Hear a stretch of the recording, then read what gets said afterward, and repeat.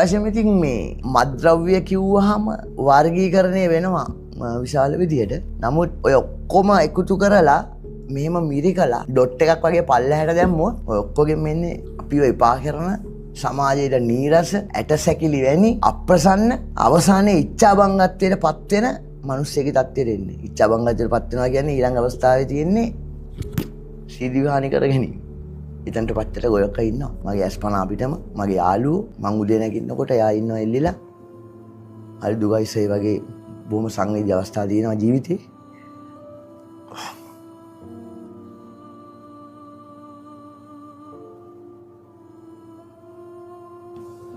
හරි.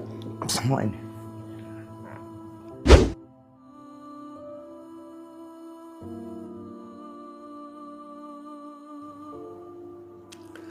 ඔව් සර්. මේ කියන්නේ මේ අපේ මේ